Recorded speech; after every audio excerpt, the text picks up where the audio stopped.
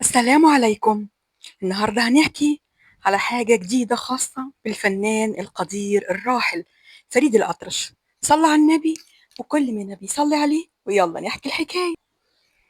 رغم الإرث الفني الكبير اللي تركه لينا فريد الأطرش سواء بالأغاني ولا الألحان ولا الأفلام، إلا أن سيرته والجدل القائم بين أسرته على الورث فضل محتدم حتى بعد وفاته لفترة طويلة.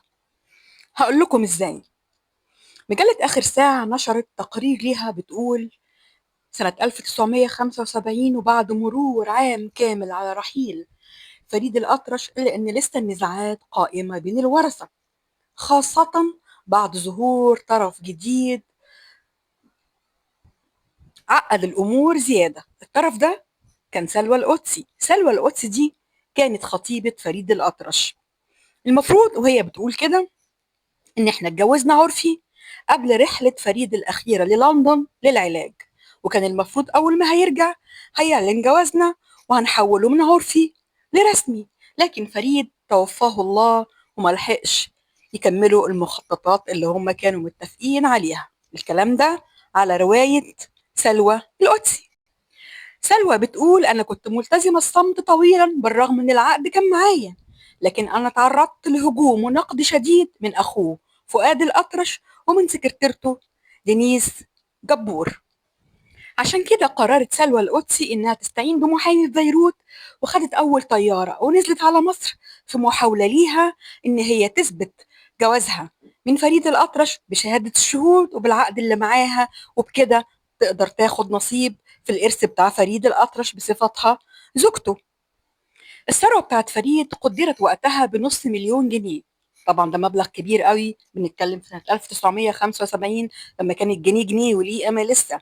فطبعا نص مليون جنيه ده حوالي دلوقتي مثلا نقول ايه 50 مليون جنيه، ده بالقليل يعني. المشكلة بقى ان في اطراف اخرى كمان ظهرت في الميراث.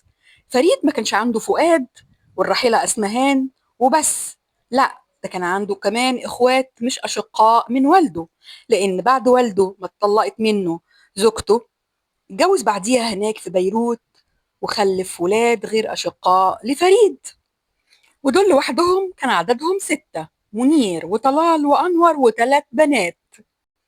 لسه كمان في كاميليا بنت الراحلة أسمهان اللي هي جوزت رياض جنبلاط وقدرت تثبت أحقيتها قانونيا لوراثة خالها فريد الأطرش. ومع تعدد الجنسيات اللي كان بيحملها فريد الأطرش من السورية والمصرية واللبنانية، أقرت المحكمة المصرية أحقية كل من كاميليا بنت أخته أسمهان وسلوى القدسي اللي قدرت تثبت إن هي زوجته بالعقد وشهادة الشهود، وهما الاتنين دول بس اللي ورثوا فريد الأطرش. تخيلوا. دي كانت هموسة صغيرة عن إرث فريد الأطرش، وأنا أختكم همسة ودي قناتي. من فضلكم ادعموني باللايك والاشتراك في القناة عشان تكبر بيكم وليكم. شكرا جزيلا.